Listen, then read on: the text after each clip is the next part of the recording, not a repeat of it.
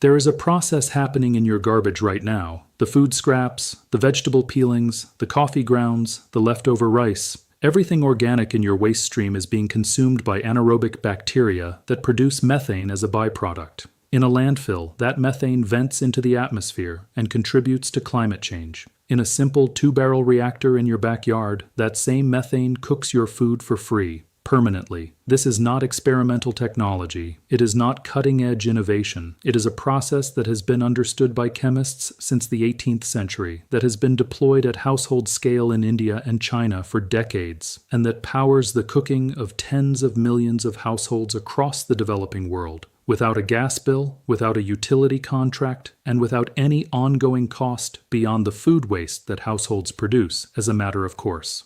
The residential natural gas market in the United States generates over $50 billion per year. The equipment for a functional household biogas system costs under $50 in materials. The fuel it produces, methane, is chemically identical to the natural gas sold by utility companies, and the technology has been available to anyone willing to build it for the entire period that gas companies have been billing households for the same gas that those households could be producing for free from their own waste. This is the story of what anaerobic digestion is, what it produces, how to build the system that captures it, and why this technology is standard practice in hundreds of millions of households across Asia while remaining almost entirely unknown in the Western world. Anaerobic digestion is the biological process by which microorganisms break down organic material in the absence of oxygen, producing biogas, a mixture of approximately 60 to 70% methane and 30 to 40% carbon dioxide, as the primary gaseous byproduct. The process occurs in 4 stages: hydrolysis, acidogenesis, acetogenesis, and methanogenesis, each performed by a different community of bacteria that collectively break complex organic molecules down to methane and carbon dioxide. This 4-stage process occurs naturally in any anaerobic environment where organic material is present, in swamps, in the digestive systems of ruminant animals, in the depths of lakes, and in landfills. The engineering challenge of a biogas system is simply providing a contained, managed environment where the process proceeds efficiently and the gas produced can be collected and used. The feedstock for household biogas production is kitchen waste. Vegetable scraps, fruit peels, cooked food leftovers, coffee grounds, eggshells, and any organic material that would otherwise go to waste. Animal manure is also an effective feedstock and is commonly used in rural systems. The one category that should not go into a household biogas digester is meat and dairy in large quantities. These materials produce biogas but also produce sulfur compounds and strong odors during digestion that make small-scale systems unpleasant to operate in residential settings. The methane produced from kitchen waste is the same compound as the natural gas that utility companies deliver through pipelines. Its energy content is approximately 55 megajoules per kilogram. Burning it in a standard gas burner produces heat for cooking at the same efficiency as utility natural gas. The output of a properly sized household biogas system, fed consistently with a household's organic waste, is sufficient to provide cooking gas for several hours per day. The 2-barrel reactor design is the simplest practical implementation of household-scale anaerobic digestion, requiring no specialized equipment, no precise engineering tolerances, and no materials that cannot be obtained at a hardware store for under $50.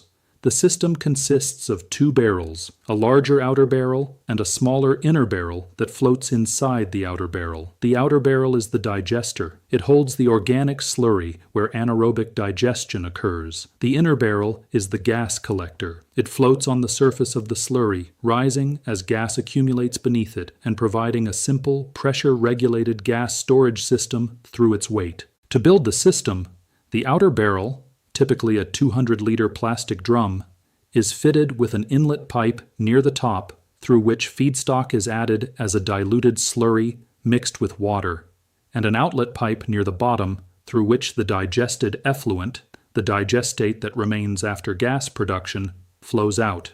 The inlet and outlet are positioned on opposite sides of the barrel to ensure that fresh feedstock moves through the digester rather than short-circuiting directly to the outlet. The inner barrel, a smaller drum of approximately 100 to 150 liters, is inverted and placed over the outer barrel, sealed to the slurry surface. As methane is produced by the digesting bacteria, it rises and accumulates under the inverted inner drum, pushing it upward. The weight of the inner drum provides the pressure that drives gas through the outlet pipe to the point of use. A simple valve and hose connect the gas outlet to a standard gas burner. The digester requires an initial startup period of approximately 2 to 4 weeks, during which the methanogenic bacterial community establishes itself. During this period, biogas production is low and inconsistent. Once the bacterial community is established, consistent daily feeding of organic waste produces consistent daily gas output. The optimal operating temperature for mesophilic anaerobic digestion, the temperature range at which the most common household biogas bacteria operate, is between 30 and 40 degrees Celsius. In warm climates, the ambient temperature is sufficient. In cooler climates, insulating the digester or positioning it to receive solar heating extends the operating season. Below approximately 15 degrees Celsius, methanogenesis slows significantly and gas production drops. The water-to-feedstock ratio is the most critical operational variable. Feedstock should be diluted to a slurry of approximately 5 to 10% total solids, roughly the consistency of a thick soup. Too little water reduces gas production by limiting bacterial mobility and nutrient distribution. Too much water dilutes the bacterial population and reduces efficiency. Blending kitchen waste with water before adding it to the digester produces the correct consistency. The digestate, the effluent that flows from the outlet after digestion, is not waste. It is the most bioavailable form of plant nutrients that exists. Anaerobic digestion does not destroy the nutrients in the organic material it processes. It transforms them. Nitrogen that was locked in complex organic compounds is converted to ammonium, the form that plants absorb directly through their roots. Phosphorus is released from organic complexes into soluble phosphate. Potassium remains fully bioavailable. The result is a liquid fertilizer that contains the full nutrient profile of the original feedstock in the most plant-accessible forms possible. Commercial synthetic fertilizers, nitrogen, phosphorus, and potassium compounds produced by the Haber-Bosch process, and other industrial methods, attempt to replicate this nutrient availability through chemical synthesis. The digestate from a biogas system provides the same nutrients from organic waste in bioavailable form, with no energy input beyond the anaerobic digestion process itself.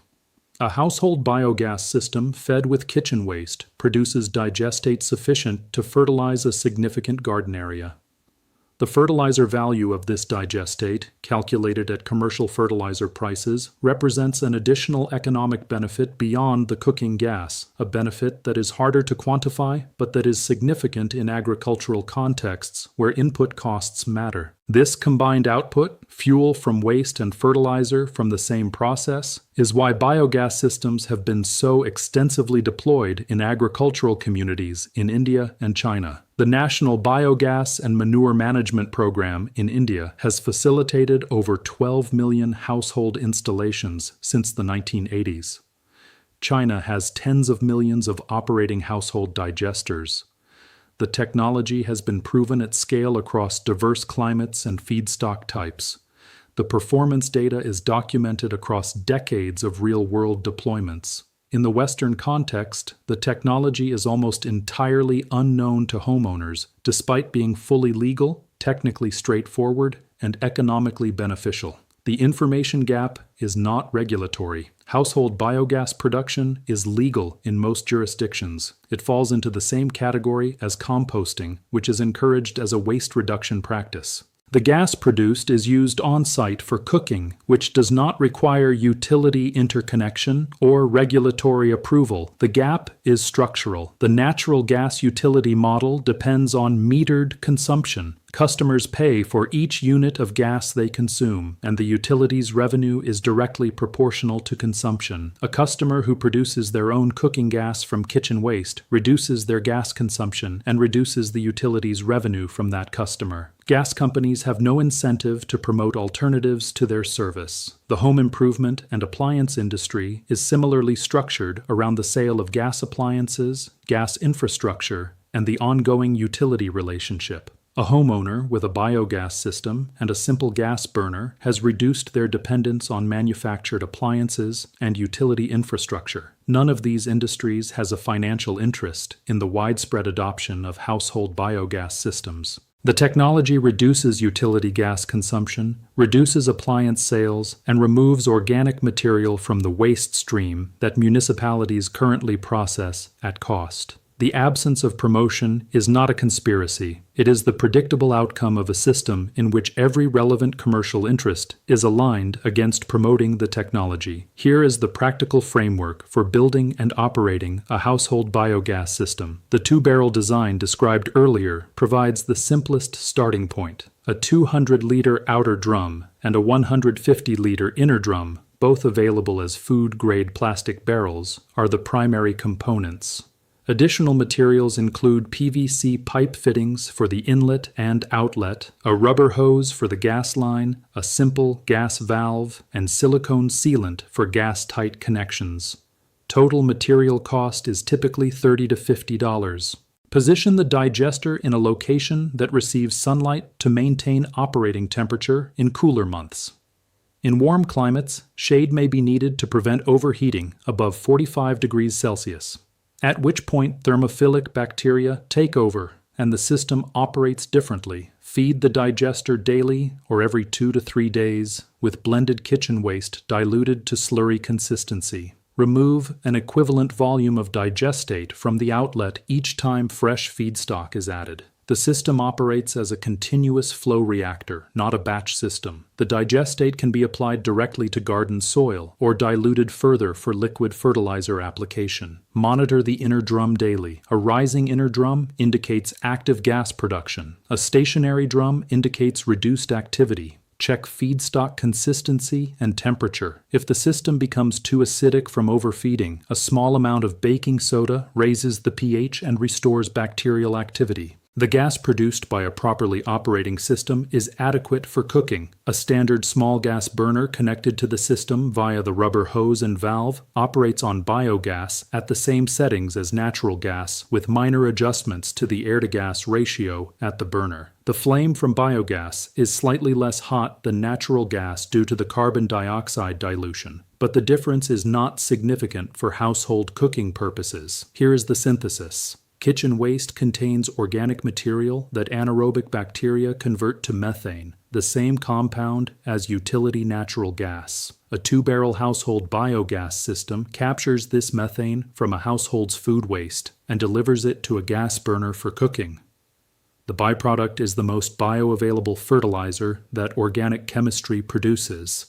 The total material cost is $30 to $50. The ongoing fuel cost is $0.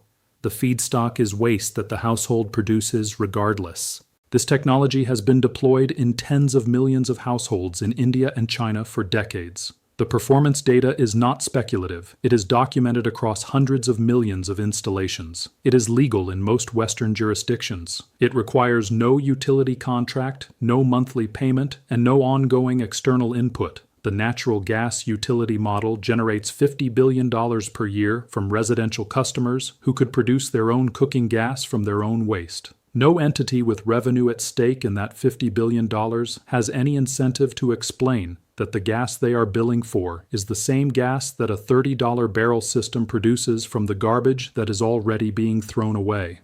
The bacteria in your kitchen waste are already producing methane. The only question is whether it heats your kitchen or heats the atmosphere. If this changed how you think about what goes into your garbage, hit the like button. Share it with someone who pays a gas bill every month, and subscribe for more of what the industry prefers you never figure out.